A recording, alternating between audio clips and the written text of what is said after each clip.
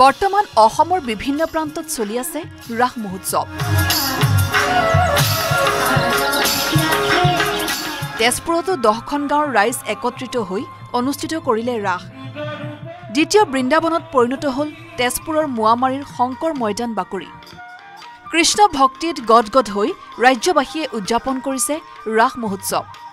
ৰাধা কৃষ্ণৰ প্ৰেম কাহিনীৰ উপস্থাপনেৰে জীপাল হৈ উঠিছে প্ৰতিখন ৰাসথলী।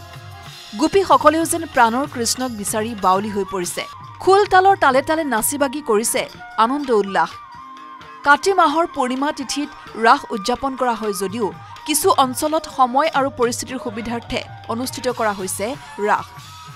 ৰাজ্যৰ বিভিন্ন প্ৰান্তৰ সমান্তৰালকৈ তেজপুৰৰ মোৱামাৰীৰ শংকৰ ময়দান বাকৰিতো দুদিনীয়াকৈ অনুষ্ঠিত হৈছে ৰাস মহোৎসৱ।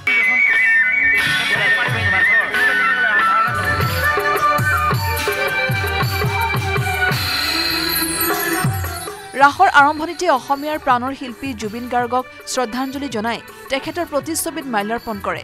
তাৰ পাছতে আৰম্ভ হয় ৰাসৰ কাৰ্যসূচী।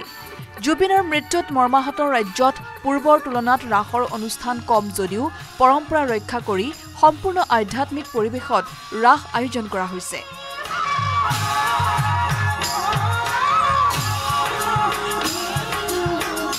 দুদিনীয়া কাৰ্যসূচীৰে আমি ৰাস পাতিছোঁ, মহিলা ৰাস, আৰু আগৰ দৰে আমি বহু বছৰে পাতি আছোঁ।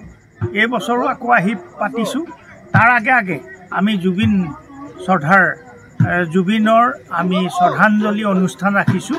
আমাৰ এইখন আঞ্চলিক ভিত্তিত ৰাস মহিলা, আৰু গাঁও হিচাপে 10খন গাঁও ইয়াত মিলি আছে।